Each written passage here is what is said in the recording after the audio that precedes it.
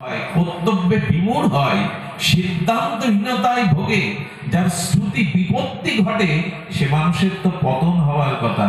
তো অর্জুন বিষাদগ্রস্ত হয়ে গান্ডীব ত্যাগ করলেন, কম্পিত কলেবরে অশ্রু সজল নয়নে কিং কর্তব্য বিমূঢ় অর্জুন বিষাদগ্রস্ত হলেন। বিষাদগ্রস্ত মোহগ্রস্ত ব্যক্তিত্ব পতন হওয়ার কথা, বিশ্বজয়ী কেন হলেন অর্জুন? খুব মন দিয়ে কথাটা হৃদয়ে গেঁথে নিতে হবে। কারণ অর্জুন বা শ্রীমদ্ ভগবত গীতা জানালেন গীতা যোগ কেন? যদি ভ্রম এসে থাকে, মোহ এসে থাকে, দুঃখ এসে থাকে, এই দুঃখ মোহ জগৎকে জানাতে যেও না, গোবিন্দকে জানাও, ভগবানকে জানাও। এই দুঃখটা শোকটা ভগবানের সাথে যুক্ত করে দাও, তাহলে জয়ী হতে পারবে। দুঃখ অন্যকে জানিয়ে কি লাভ? এ জগতের কাছে নিজের সমস্যার সমাধান নাই, কারো কাছে দুঃখের প্রস্তাবনা করে লাভ নাই। দুঃখটাও যদি গোবিন্দের সাথে যুক্ত করে দিতে পারো, তখন বিষাদগ্রস্ত ব্যক্তিও বিশ্বজয়ী হয়ে ওঠে। যোগ করে দাও, অন্যকে নয়, সদ্গুরু শ্রী ভগবান এদের সাথে নিজের দুঃখটাকে যোগ করে দাও, তখন দুঃখই যোগ হয়ে ওঠে। কি অভূতপূর্ব দার্শনিক বিচার আমাদের। এই জন্য দেখবেন যোগ ও শাস্ত্রে বলা হয়েছে, গীতা হলো যোগ শাস্ত্র। আর ভগবত শ্রীমৎ কেন? ভাগবত হলো ভক্তি শাস্ত্র। ভাগবত কি শাস্ত্র? ভক্তি শাস্ত্র। এই ভক্তি শাস্ত্রে ভগবান বলছেন ভাগবত রূপী, অলির অন্ধকার তিমিরের ভাস্বর রূপী, অভিন্ন গোবিন্দ অক্ষর রূপ রসব্রহ্ম রূপী শ্রীমৎ ভাগবত আমাদের বলছেন ভাগবত হলো ভক্তি শাস্ত্র। যেখানেই থাকো, যে অবস্থাতেই থাকো, সেইখান থেকেই তুমি ভক্তি প্রাপ্ত হতে পারো। ভক্তি স্বতন্ত্র, ভক্তি সকলের জন্য সুলভ, ভক্তি সকলেই প্রাপ্তির অধিকারী। এই জন্য ভাগবতের সাথে যুক্ত হও, কারণ ভাগবতী জানিয়েছে ভক্তির জন্য তোমাকে স্থান ত্যাগ করতে হবে না, গৃহ ত্যাগ করতে হবে না। তুমি যে অবস্থানে যেখানে আছো, ওইখান থেকেই ভক্তি স্বাতন্ত্র পাওয়ার অধিকারী তুমি। কত বড় অধিকার ভাগবত দিলেন। বয়স লাগবে না, ধ্রুবের কি বয়স ছিল? রূপ লাগবে না, উপজার কি রূপ ছিল? অর্থ লাগবে না, সুদামার কি অর্থ ছিল? বিদ্যা লাগবে না, গজেন্দ্রের কি বিদ্যা ছিল? শুধু ভগবানের প্রতি আকুলতা চাই, ব্যাকুলতা চাই, উৎকণ্ঠা চাই, ওইখান থেকেই তুমি ভক্তি পেয়ে যাবে। এটি ভগবান জানাচ্ছে। শুধু ব্যাকুলতা চাই, উৎকণ্ঠা চাই। আপনাদের একটি কথা বলি, ভগবানের স্বভাব যদি আমরা ঠিক ঠিক জেনে যাই, আপনি ভগবানকে ভালো না বেশি পারবেন না। একটু শুনুন কথাটি, ভগবানের স্বভাব যদি আপনি জেনে যান, আজই আমি দৃঢ় কণ্ঠে ব্যাসপীঠ থেকে বলতে পারি ভগবানকে ভালো আপনাকে বাসায় লাগবে। কিন্তু আমরা ভগবানের স্বভাবটা ঠিক জানতে পারিনি। আমার মতো যারা মাদিস, কেমন স্বভাব জানেন? আহা, আচ্ছা, আমি আমার সারা জীবনের অন্যায়, পাপ, অপরাধ, এগুলি যদি আমার পরিবারের বা আপনাদেরকে আমি খোলাখুলি সব বলে দিই, আমার পরিবারের স্ত্রী পুত্র বা অন্যান্য সদস্যরা আমাকে আগের মতো আর শ্রদ্ধা করবে না। করবে কি? আমার গোপনীয় যত পাপ অপরাধ যদি আমি খোলাখুলি ওদের বলি, আমার স্ত্রীকে, পুত্রকে, ভাইকে, ওরা আগের ন্যায় আমার দিকে দৃষ্টি। আরে 20 বছর আগে একটা অপমান করলে সেই মানুষ সামনে এলে খাতা বের করে, তুমি না সেই যে 20 বছর আমাকে একটা কথা কষ্ট দিয়েছিল, 20 বছরের খাতা বের করে। কিন্তু গোবিন্দ কি বললেন জানেন? গোবিন্দের স্বভাব কি জানেন? তুমি একবার আমার চরণে আসো, একবার আমার নয়ন সম্মুখে আসো, আমি তোমার অনন্ত জন্মের পাপ অপরাধ বিচার না করে তোমাকে বুকে টেনে নেব। আমার স্বভাব এমন, আমি বিচার করব না তুমি কতটা পাপী, কতটা অপরাধী। আমি এই জানবো তুমি আমার চরণে এসেছো, আমি তোমাকে বুকে নিয়ে নেব। মহাপ্রভু নিতাই চাঁদ হাত তুলেছেন, উদ্ধ আজান লম্বিত বাহু ঊর্ধ্বে তুলেছেন। জগন্নাথ হাতটা এইভাবে দিয়েছেন কেন জানেন? এইভাবে একবার যাই তো তার সামনে, গিয়ে বলি তো যে আমি তোমার, ভগবান বললেন অপিচেত সুদরাচার মাম আনন্দ ভাগ, যদি অনন্ত জন্মের পাপী থেকে মহাপাপী অপরাধীও হও, একবার আমার চরণে এসে বলো গোবিন্দ আমি তোমার অতীত দেখবো না, তোমার অতীতের জন্ম জন্মান্তরের কিছু দেখবো না, তোমাকে বুকে নিয়ে নেব। যদি দৃষ্টান্ত চান তো সকলের জানা পুতনার দৃষ্টান্ত। পুতনা একবার হলেও তো সন্তান ভেবে কোলে নিয়েছো। আচ্ছা, পুতনাকে যখন কোলে নিলেন বালগোপাল কৃষ্ণকে, কৃষ্ণ তখন চোখ বন্ধ করলেন, কেন জানেন? অনেক তাই তোমার পাপ না দেখেই আমি কৃপা করব বলেই তোমার কোলে উঠেছি। পুতনা, তোমার কি সাধ্য তুমি আমার কাছে আসবে? অন্ধকার তো সূর্যের কাছে যেতে পারে না, সূর্যের সাথে অন্ধকারের কোনোদিন সাক্ষাৎকার হয় না। তো তুমি আমার কাছে আসতে পারো না, আমি কৃপা করে তোমাকে আমার কাছে এনেছি। আর তুমি আমায় কোলে নিয়েছো না, এতে যেন তেন নাই, আমি তোমাকে ধাত্রী গতি দিয়ে দিলাম। যাও, দেবকী এবং যশোদার যে সেই ধাত্রী গতি দিয়ে দিলাম। পুতনা যখন যাচ্ছে ধাত্রী গতি পেয়ে বলছে, ওগো জগৎবাসী, আমার থেকে শোনো, দয়া করে শোনো, এমন দয়ালু কবা দয়ালু ভগবান এ বিশ্ব ব্রহ্মাণ্ডে নাই। আমার মতো বালঘাতিনী রুদির সনা মহাপাপীয়সী পুতনা, ভগবান তাকে আমাকে ধাত্রী গতি দিয়ে দিলেন। যাও তো গোবিন্দের চরণে যাও, আমাদের প্রয়োজন শুধু ওখানে যাওয়া। তাপত্রয় বিনাশায় শ্রীকৃষ্ণ বয়ান নমঃ। ভাগবতের মঙ্গলাচরণ শ্লোকে সুখদেবজি বলছেন, তাপত্রয় বিনাশায়, ত্রিতাপদগ্ধিত তাপ একমাত্র দূরীভূত হতে পারে ভগবানের চরণে যাও। তার স্বভাব কেমন জানেন? বহুবার চর্চিত কথা, তবুও পুনশ্চরণ করলে আনন্দ আস্বাদন। যদি শ্রীজিকে দিতে পারতাম রাধারানীকে, তো অর্থ তো নাই, তিনি ভান্ডারায় যেতেন। ভান্ডারায় প্রসাদ না পেলেও, এক গ্লাস জল পেলেও ভান্ডারায় যে 2-4 টাকা করে দিত, সারা বছর ধরে গুছিয়েছে, আগলে রেখেছে যে রাধারানীকে একটা সুন্দর জামা তৈরি করে দেব। কি বলবো মা, বেশি দিন আগের ঘটনা না, 1 বছর ধরে ওই সঞ্চিত টাকাগুলি দিয়ে দর্জির কাছ থেকে সুন্দর একটি জামা তৈরি করেছে। আর একটা সুন্দর পাত্রে বরণ ডালাতে জামাটা ফুল দিয়ে সাজিয়ে খুব আনন্দে সিঁড়ি বেয়ে রাধারানীর মন্দিরে উঠছে। ঠিক যখন 2-3 সিঁড়ি উপরে উঠেছে, একটা বালিকা এসে, ময়লা জামা, শুষ্ক মুখ, বালিকা এসে বলছে, ও বাবা, জামাটা আমায় দাও না। সাধু তো কাউকে তো উপেক্ষা করতে পারেন না, চোখে জল ভরা, ছলছল করছে, আর বলছে, মারে, এটা যে রাধারানীর জন্য নিয়ে যাচ্ছি বড় সাত করে।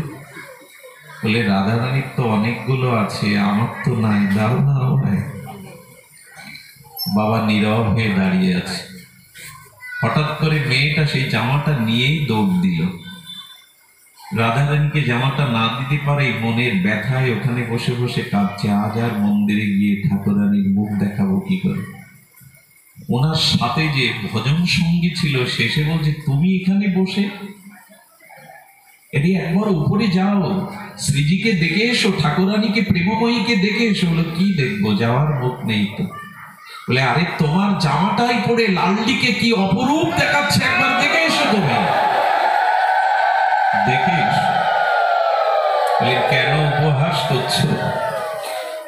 জামাটা রাধারানীকে দিতে পারিনি আমি, একটা বালিকা এসেই তো নিয়ে গেল। আরে তোমার জামাটাই তো রাধারানীর সঙ্গে, যা, তুমি আমার সাথে এসো। উপরে গিয়ে দেখলেন তারই সেই প্রীতি মাখানো, অনুরাগ মাখানো জামাটা রাধারানী পরেছে। শুধু ইচ্ছাটা রাখুন তাকে ভালোবাসা, শুধু অন্তরে তাকে ভালোবাসার ইচ্ছাটা রাখুন, আজও তিনি নেন এভাবে। আমাদের গোবর্ধনে শ্রীনাথজির মন্দিরে একজন রাজকর্মচারী ভালো ভালো কম্বল শীতের দিনে শ্রীনাথজিকে দিয়ে আসতেন। এই যে দানের হাত আছে, এই দেখে রাজা তার চাকরিচ্যুতি করে। কি জানি কি রাজকোষ থেকে পয়সা অতিরিক্ত নেয় কিনা।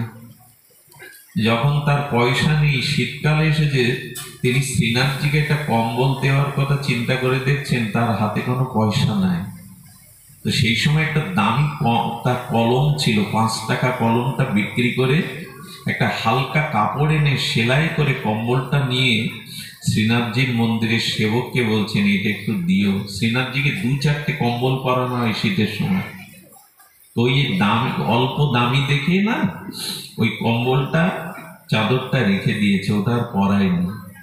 বাবাজি মহারাজ ভোরবেলা মঙ্গলা দিতে গিয়ে দেখে ঠাকুর কাঁপছে, দাঁত পটমট করছে, সাক্ষাৎ বিগ্রহ তো, শীতে কাঁপছে। 5টা কম্বল দিয়েছি, তোমার শীত মানায়নি? পরের দিন করেছে কি, আর 2-3টা কম্বল জড়িয়ে দিয়েছে, শীত মানাচ্ছে না। মঙ্গলা দিতে গিয়ে পরের দিন একই দশা, ওই দাঁত কটকট করছে, শীতে দেহ কাঁপছে। উনি বুঝতে পারলেন শ্রীনাথজির কোনো লীলা।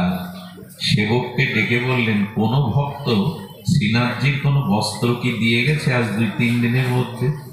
বলে দিয়ে গেছে, কিন্তু শ্রীনাথজির গায়ে এটা পরাবার যোগ্য নয়, কম দামে, ওটা নিয়ে এসো। ওইটা গায়ে জড়িয়ে দিলেন। পরের দিন সকালে গিয়ে তাকে শীত নাই, ঠাকুর হাসছে, দাঁড়িয়ে দাঁড়িয়ে ঠাকুর হাসছে।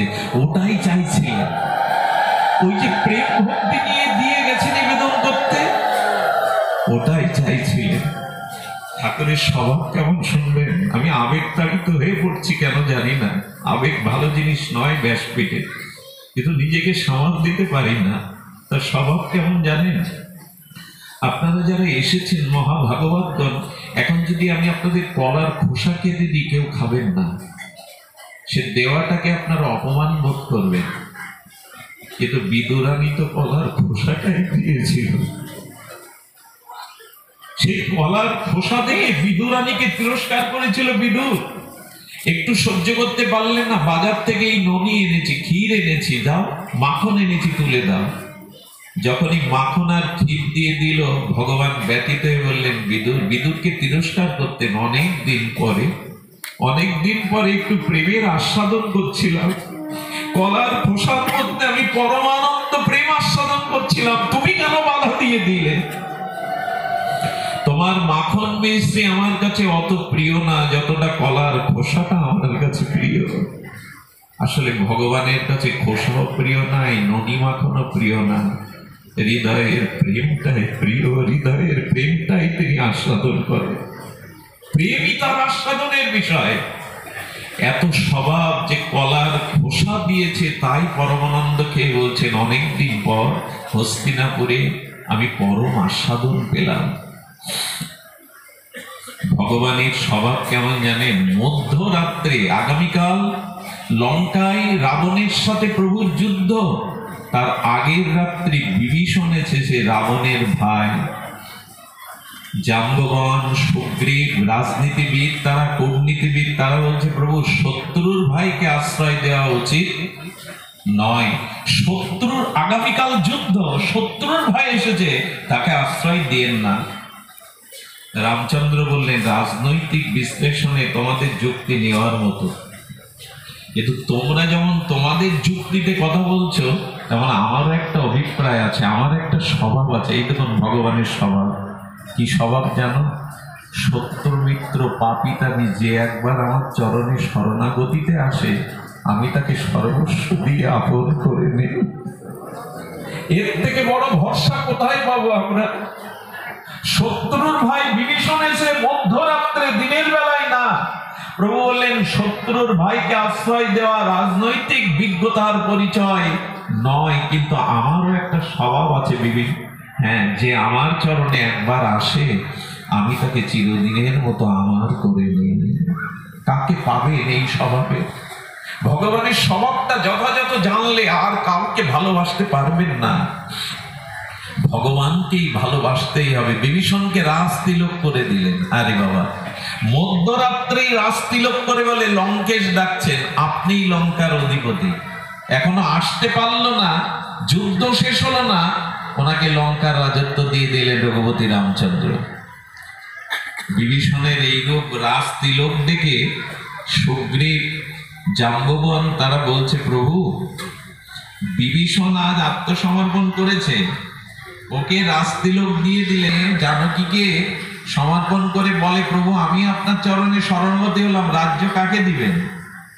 তখন বলছে, যখন মুখ দিয়ে বলেছি আমি বিভীষণ লঙ্কার রাজা হবে, আর রাবণ যদি যুদ্ধে জিতিয়ে যায়, রাবণ যদি বিজিত হয়, আর রাবণ যদি আমার চরণে সমর্পণ করে, তবে জানো আমি অযোধ্যার সিংহাসনকে রাবণকে দিয়ে দেবো, আমি বনবাসে থেকে যাব, আমি বনবাসে থাকবো, আমি রাবণকে অযোধ্যার সিংহাসন দিয়ে দেব। কিন্তু বিভীষণকে যখন আমি রাজ্যে স্বীকৃতি দিয়েছি, বিভীষণ আজ থেকে লঙ্কার রাজ। এত দয়ালু ভগবান হয়, তার স্বভাব দেখুন, কত কৃপালু তিনি, কত কত করুণা তার। গুরু মহারাজ পাঠে বলেছিলেন, তার কথাগুলো বড় হৃদয়ে জাগে। হাসপাতালের বেডে অসুস্থ সন্তান শুয়ে আছে নির্ভর, কথা বলতে পারছে না, অসুস্থ মুমূর্ষ। মা দেখবেন তার কমল করপল্লব আশীর্বাদের হাত মাথায় বলে আর কাঁদে আর বলে, খোকা কবে সুস্থ হবি, কবে মা বলে ডেকে বাড়ি ফিরে যাবি, খোকা কবে ঘরে ফিরে যাবি। এই অনন্ত কোটি বিশ্বব্রহ্মাণ্ডের সমস্ত মায়েদের সন্তান বাৎসল্য করুণা কৃপা যদি একত্রিত হয়, গোবিন্দের এক বিন্দু সমান হবে না। তেমনি গোবিন্দ বলছেন, এই ভব সংসারে এসে তুমি কামনা বাসনায় অসুস্থ হয়ে গেছো, ভগবান আমাদের মস্তকে হাত রেখে বারবার কাঁদছেন আর বলছেন, কবে ভবরোগ মুক্ত হয়ে তুমি আমার কাছে ফিরে আসবে, কবে আমার কাছে ফিরে আসবে, আমি প্রতীক্ষা করছি মায়ের মতো। একজন জীব যতদিন ভগবান জেনেও তার চরণে আমরা নিজেকে সমর্পণ করলাম। এই জন্য অনন্ত অনন্ত কৃপা শক্তি, যার জগন্নাথ দেবের এই রথযাত্রা মহাসুৎসব রসোৎসব চলছে, বড় মনে পড়ে জগন্নাথ দেবের স্বভাব। দেখুন জগন্নাথ দেবের স্বভাব শুনলে আমাদের অবাক হতে হয়। আপনি যদি জগন্নাথের লীলা এই প্রসঙ্গে বলা প্রয়োজন, যেহেতু জগন্নাথের লীলা চলছে। তখন মোগল আমল, জানেন মোগলদের এক সেনাপতি কালবেগ, এই কালবেগ স্নানরত এক ব্রাহ্মণ যুবতী তনয়াকে দেখে মোহগ্রস্ত হয়ে তাকে জোর করে তুলে নিয়ে গিয়েছিলেন, জোর করে বিয়ে করে ঘরে আটকেও রেখেছিলেন। উপায় ছিল না তার হাত থেকে নিষ্কৃতি পাওয়ার, কিন্তু উনি ছিলেন জগন্নাথের প্রিয় ভক্ত। ওই হৃদয় মুখ ফুটে জগন্নাথ শব্দ উচ্চারণ করলে গর্দান কেটে দেবে, তাই হৃদয়ের পরম ধনকে হৃদয়ে জপ করত, হা জগন্নাথ, হা জগন্নাথ। গর্বে একটা সন্তান হইল, তার নাম রাখা হলো শালবেগ। কালবেগের সন্তানের নাম হলো শালবেগ। গর্বে থাকাকালীন এই গর্বকে স্পর্শ করে জয় জগন্নাথ, জয় জগন্নাথ এই ধ্বনি শোনাতেন। আমার কি মনে হয় জানেন, 1000 বিশ্ববিদ্যালয় আর 1000 উপযুক্ত শিক্ষকের থেকে মায়ের গর্বে সন্তান যখন থাকে, তখন মায়েদের একটা সংস্কার থাকে, সীমান্ত নাই করতে নেই, তপস্বিনী হতে হয়। ওই জপ, ওই সাধনা তার গর্ভস্থ সন্তানের যে শিক্ষা দেয়, 1000 নামী বিশ্ববিদ্যালয় তা দিতে পারে না। ওইখান থেকে তৈরি হয়ে আসে। এর একটা দৃষ্টান্ত আমাদের মহাভারতে, একদিকে কৌরব একদিকে পাণ্ডব। ব্যাসদেব আঙুল তুলে দেখিয়ে দিলেন, কামনার দ্বারা বাসনার দ্বারা যাদের জন্ম হয় এরা হলো কৌরব, আর ধর্মের তপস্যার দ্বারা যাদের জন্ম হয় তারা হলো পাণ্ডব। এই দেখো, সন্তান তপস্যার ফসল, সাধনার ফসল। এই জন্য গর্ভস্থ একটা মায়ের জীবনে সব থেকে বড় প্রাপ্তি কি? একটি গর্ভস্থ সন্তান যদি সচ্চরিত্রবান, আদর্শবান ভক্ত হয়ে ওঠে, এর থেকে মায়েদের জীবনে বড় পাওয়ার আর কিছু নেই। একদিন বিদ্যাসাগর তার মাকে বলেছিলেন, মা কটা অলংকার নাও না, কখনো হাতের কারণ তুমি পরনি, কানের হাতের এগুলো আমার সামর্থ্য তোমার কৃপায় পেয়েছে, একটা অলংকার নাও না। বিদ্যাসাগরের মা একটু মধুর হেসে বলেছিলেন, ও সাগর বলতো নারীর জীবনে শ্রেষ্ঠ অলংকার কোনটা?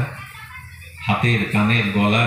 বলে না রে সাগর, যদি কোনো সুসন্তান, চরিত্রবান, আদর্শবান সন্তান কোনো মার গর্ভ থেকে জগতে আসে, ওই সুসন্তানই হলো মায়ের শ্রেষ্ঠ অলংকার।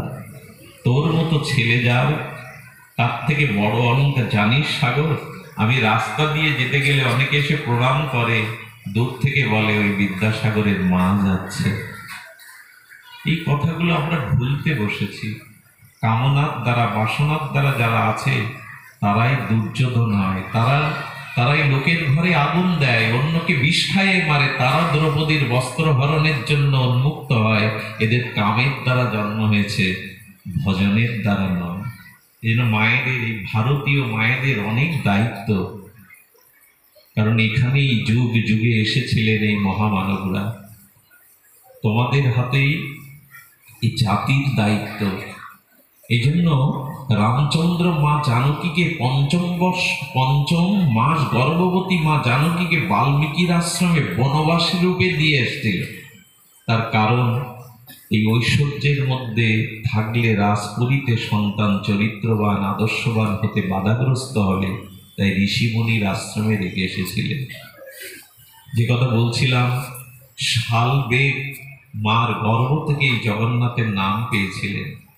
জন্ম থেকে যখন দুধ খাওয়াতো তখন জয় জগন্নাথ, জয় জগন্নাথ বলতে দুধটা খাওয়াতো। ওর মধ্যেই জগন্নাথের প্রীতি মার থেকে চলে গেল। রথযাত্রার শুভ দিন, সেই পুরীর কথা চিন্তা করে আর শালবেগ কিশোর হয়েছে, বলছে মা একবার অনুমতি দাও, রথ করি, একবার জগন্নাথকে দর্শন করে আসি, একবার মা যার নাম গর্ভ থেকেই তুমি আমায় শোনাচ্ছ তাকে একবার দেখতে দাও। মা বললেন, যে জায়গায় জন্মেছি অভিশাপ, যেতে পারবি না। এ কথা শুনলে তোর পিতা তোর মস্তক ছেদন করে নেবে। তুই এক কাজ কর, আমি ঘরের দরজা বাইরে দিয়ে দিচ্ছি, ঘরের মধ্যে তুই তোর জগন্নাথকে প্রাণ দিয়ে একবার ডাক, জগন্নাথ আমি তোমার কাছে না যেতে পারি, তুমি তো আমার কাছে আসতে পারো। তুমি তো গজেন্দ্রের বাধা কবিরটাকে সদর্শন চক্র দিয়ে নিধন করে গজেন্দ্রকে পারো না সব বাধা সরিয়ে আমাকে নিতে। শালবেগ ঘরে দৌড় দিয়ে চোখের জল করতে পারবো না, নাও জগন্নাথ বলতে বলতেই চোখের জলে মেঝেতে পড়ে কাঁদছেন। কি ঘুরল জানেন? রথে আর জগন্নাথ চলে না। গজপতি লক্ষ লক্ষ ভক্ত রথের রশি ধরে জয় জগন্নাথ ধ্বনিতে আকাশ প্রকম্পিত করলেও আর চলে না, রথের চাকা চলে না। জগন্নাথ গজপতি পাণ্ডাদের নির্দেশ দিলেন, সেনা নিয়ে যাও, আমার শালবেগকে আমার কাছে নিয়ে এসো। ও যে চোখের জলে বন্দী হয়ে ডাকছে, যাও নিয়ে এসে, মোগল আমলের ঘটনা, বেশি দিন আগের নয়, ওকে নিয়ে এসো আমার কাছে। সেনা পাঠালেন, যদি বাধা দেয় জোর করে পরাস্ত করে নিয়ে আসবে। শালবেগকে পালকিতে চড়ে পাণ্ডারা নিয়ে গেল। আর শালবেগ ভাবছে এত করুণা তোমার, আমার ডাক তোমার কাছে পৌঁছে গেছে। জগন্নাথের সামনে গেলে জগন্নাথ বুকে জড়িয়ে নিলেন শালবেগকে। যেই না রশি ধরলেন, জগন্নাথ ধ্বনিতে রথ চলতে লাগলো। কিছু দূর আসার পরে কি ঘটেছিল জানেন? শালবেগ জগন্নাথকে বলছেন, পারো না চিরদিনের মতো তোমার কাছে নিয়ে যেতে? এই বন্দি দশা থেকে মুক্তি দিতে পারো না জগন্নাথ? যেই বলেছে, জগন্নাথের শ্রীঅঙ্গে পড়েই ওইখানে চিরদিনের মতো জগন্নাথ তাকে আত্মসাৎ করে নিলেন। ওই জায়গাটা এখনো সমাধি দিয়ে আছে শালবেগের। রথ যেতে যেতে ওইখানে জগন্নাথ দাঁড়ান, এখনো তার প্রিয় ভক্তের দিকে তাকিয়ে জগন্নাথ কিছুক্ষণ নীরব হয়ে। এই তার স্বভাব। ঘর থেকে কোথাও যেতে হবে না, ওখান থেকেই ডাকুন না, প্রাণ আকুল করে ব্যাকুলতা নিয়ে তাকে ডাকুন। তার স্বভাব সাড়া দেওয়া, কৃপা করা। কৃপা করবেন বলেই তো নিত্য ধাম থেকে চলে এসেছেন। আর আপনারা যে মাটির মানুষ না, আমরা মাঝে মাঝে নিজেকে খুব হতভাগা মন চাইলেই নবদ্বীপের মাটি স্পর্শ করতে পারি না, শান্তিপুরের মাটি স্পর্শ করতে পারি না। পাসপোর্ট ভিসা লাগে, অনেক বাধা। শান্তিপুরের নামটা নিলেই তো হৃদয়ে শান্তি জাগে, এখন বর্তমান স্থিতি জানি না, কিন্তু শান্তিপুরের নাম নিলে হৃদয়ে শান্তি হয়। চিন্তামণি ধাম শিরোমণি এই নদিয়া নবদ্বীপের ধুলি। আপনারা ভাগ্যবান, ভাগ্যবতী, এই মাটিতে জন্মেছেন। আমরা পারি না চাইলে। এই জন্য এই মাটিকে বহু মানন করে শ্রদ্ধা করুন। এই মাটি সাধারণ না। একবার জিজ্ঞাসা করা হলো, প্রভু তুমি মরুভূমিতে এসো না কেন, পাশ্চাত্যে এসো না কেন? সেই এক যিশু রূপে এসেছো, কবে আর আসনি? সেই মধ্যপ্রাচ্যে এসো, সেই কবে আর আসনি? ভারতে কেন বারবার আসো তুমি? এই মাটিতে কেন তুমি বারবার আসো? ভগবান কি বলেন জানেন? এই মাটি আমার কাছে প্রিয় কেন জানো? অন্য মাটিতে আমাকে নিরাকার ভাবা হয়। আমি কারো বন্ধু না, আমি কারো পুত্র না, আমি কারো সখা না, আমি কারো প্রিয় না। এই মাটির এমন একটা গুণ আছে, এখানে ভগবানকে কেউ পুত্র করে নাই, সখা করে নাই, প্রিয় করে নাই। এখানে আমার সাকার উপাসনার মাধুর্য উপাসনা। তাই বারবার এই মাটির টানে আমি এদের মাঝে আসি। এই মাটি সাধারণ নয়। সাধারণ ভেবে বসাটা ভুল হবে। এই নবদ্বীপ চন্দ্র, নবদ্বীপের প্রদীপ, আপামর আকুল তৃষিত স্খলিত পতিত জীবের ত্রাতা, প্রেমদাতা দয়াল নিতাই চৈতন্য এসেছিলেন আমাদেরই মাঝে, আমাদেরই ঘরে। আর শ্রী চৈতন্য নিত্যানন্দের কৃপা যদি, স্বভাব যদি একবার কেউ জানে, তবে গৌর না বলে সে থাকতে পারবে? নিতাই না বলে থাকতে পারবে? একবার ভেবে দেখুন তো, একবার ভেবে দেখুন। বিষ্ণুপ্রিয়া দেবী ফুলশয্যায় সাজিয়ে দিয়েছেন এবং বিষ্ণুপ্রিয়া দেবীর সুখময় শয্যায় মহাপ্রভুকে শয়ন দিয়ে বলছেন, দীর্ঘদিন আপনি শয়ন করেন না, মার ইচ্ছা আজকে আপনি ঘরে থেকে শিবাসাঙ্গনায় যাবেন না, একটু ঘুমিয়ে নিন। বিষ্ণুপ্রিয়ার মাথাটা প্রভুর চরণে রেখে ঘুমিয়ে পড়েছে। কেন জানেন? কৃষ্ণ প্রেমে আকর্ষণে যদি গৌর বাইরে যায়, বুঝতে পারবে আজ প্রভুকে যেতে দেব না, প্রভু একটু ঘুমা। মধ্যরাত্রে রাত্র দিকপ্রহরে বিষ্ণুপ্রিয়ার মস্তকে দেখছেন গৌর চরণ নাই, উন্মুক্ত দরজা। বুঝলেন প্রভু ঘরে নাই। এটা সন্ন্যাসের দিন নয়। বিষ্ণুপ্রিয়া গভীর নিশীথে শুনতে পেলেন, পৃথিবী যখন ঘুমাচ্ছে নিস্তব্ধ, একজন কেবল বুক ফাটা আত্মনাদে কাঁদছে। সেই ক্রন্দনের স্বরটা বিষ্ণুপ্রিয়ার চেনা। এক পা দুপা করে বুকে সাহস নিয়ে সুরধনী গঙ্গার তীরে দাঁড়িয়ে কি দেখলেন জানেন? দেখলেন গৌর হরি ফুপিয়ে ফুপিয়ে কাঁদছে। আচ্ছা, আমাকে বলতে পারেন আপনারা, মহাপ্রভুর ঘরে তো কোনো জ্বালা যন্ত্রণা ছিল না? বিষ্ণুপ্রিয়ার মতো জগৎলক্ষ্মী যার ঘরে, সচিমার মতো জগৎ জননী যার ঘরে, নিমায় অদ্বিতীয় পণ্ডিত সাক্ষাৎ সচ্চিদানন্দ রাধাকৃষ্ণ মিলিত প্রেম বিগ্রহ, তার দুঃখ কেন? তিনি কাঁদছেন কেন? আমাদের মতো জ্বালামালা রোগ ব্যাধি তো নাই। এই প্রশ্নের উত্তর না জানলে আমরা গৌরকে ভালোবাসবো কি করে? আজ আনন্দের ঠাকুর, প্রেমের ঠাকুর ফুলময় শয্যা ছেড়ে সুরধনী গঙ্গার তীরে রাত্র দ্বীপ্রহরে কাঁদছেন উচ্চেশ্বরে। এর উত্তর কি? প্রিয়াজি আমাদের হয়ে জিজ্ঞাসা করলেন, প্রভু এত কাঁদো কেন? আমায় বলো, এত কাঁদো কেন? প্রভু কাঁদছেন আর পদকর্তা লিখছেন, জীবের লাগিয়া কাঁদে প্রভু উচ্চেশ্বরে। আচ্ছা, এখানে যদি ভক্তের লাগিয়া কাঁদে প্রভু উচ্চেশ্বরে বলতো, পক্ষপাতিত্ব হয়ে যেত। তুমি শুধু ভক্তের জন্য কাঁদো, কিন্তু প্রভু জীবের জন্য কাঁদছেন, শুধু ভক্তের জন্য না, সকলের জন্য। এত তার করুণা, এত তার স্বভাব। জীবের লাগিয়া কাঁদে প্রভু উচ্চেশ্বরে কাঁদছেন, লোক যাতে বুঝতে না পারে নিস্তব্ধ নিশীত রাতে নীরবতায় গৌর কাঁদছেন। বিষ্ণুপ্রিয়া দেবী চরণে হাত দিয়ে বললেন, কেন এত কাঁদো? কাঁদি কেন জানো প্রিয়া? আমি এসেছিলাম ঘুমন্ত চিত্তকে আত্মচেতনায় কৃষ্ণ প্রেমে জাগাবো বলে। কেউ তো নাম নিল না, কেউ তো জাগলো না। এই জন্য আমি বড় ব্যথা বুকে নিয়ে কাঁদছি। বিষ্ণুপ্রিয়া দেবী অগ্নিতে ঘি দিয়ে দিলেন। কান্না বন্ধ করতে এসে কান্নারও বাড়িয়ে দিলেন। প্রিয়াজি বলেছিলেন এই মার্মিক কথা, দার্শনিকরা বলেছেন। প্রিয়াজি বললেন, আমার জানো যায় না, আমার কি মনে হয় জানো প্রভু, তোমার একার চোখের জলে জীবের হৃদয় দ্রবীভূত হচ্ছে না, জল আরো দরকার। তোমার একার চোখের জলে জীবের কঠিন হৃদয় দ্রবীভূত হচ্ছে না। এক কাজ করি, তোমার সাথে সাথে আমিও কাঁদি ঘরে বসে। সচিমা তো কাঁদতেই আছে। আমাদের তিনজনের কান্নার চোখের জলে যদি জীবের হৃদয় বিগলিত হয়, এই তিনজন সারা জীবন কেঁদেছে,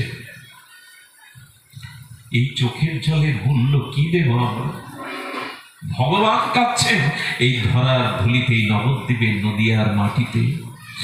কারণ নিজে না কাঁদলে অন্যকে কাঁদানো যায় না।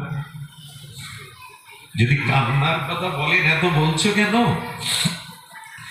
মানুষ সংসারের জন্য, বিপদ আপদ, স্ত্রী পুত্রের জন্য ঘটি ঘটি কাঁদে। পরম পুরুষ রামকৃষ্ণ বলেছিলেন, ভগবান বলে কজন কাঁদতে পারে গো? ভগবান বলে যারা কাঁদতে পারে এরা সৌভাগ্যবান। ভগবানের জন্য চোখের জল সহজে যদি না